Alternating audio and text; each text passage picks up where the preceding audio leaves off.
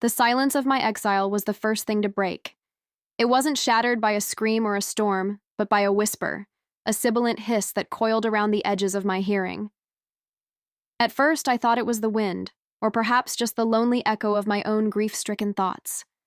But the whispers grew, taking on texture, tone, personality. They came from the crown of serpents that had become my curse, my constant companions. "Poor thing," one would murmur, its voice like the gentle rustle of dry leaves. So wronged, so misunderstood. Its words were a balm, a cool hand on my fevered brow. For a fleeting moment, I'd feel a flicker of solace, a sense that I wasn't entirely alone in my monstrous form. I'd find myself nodding, agreeing with their pity. But then another voice would strike, sharp and cruel as a striking viper. "Weak," it would spit, the sound dripping with contempt.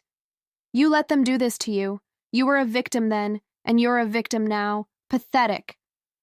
This voice ignited a fire in my gut, a fury so potent it made my stone gaze burn hotter. It clawed at my insecurities, feasting on the fear and self-loathing that had taken root in my heart. I was trapped in a cacophony of my own making. One moment, I was cradled by their sympathetic lies. The next, I was flayed by their brutal truths. They spoke of power, a power I was too afraid to acknowledge. "They will come for you," a gentle voice would warn. "You must be ready." And a cruel one would follow. "Show them what a monster truly is. Make them pay. Turn them all to stone."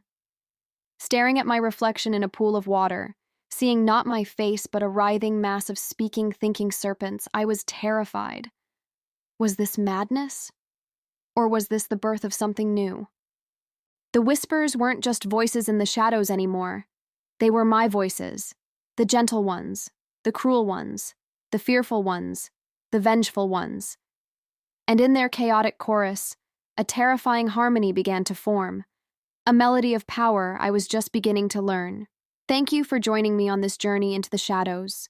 If you're captivated by Medusa's story, don't forget to like, subscribe, and hit the bell icon so you don't miss the next chapter. See you then.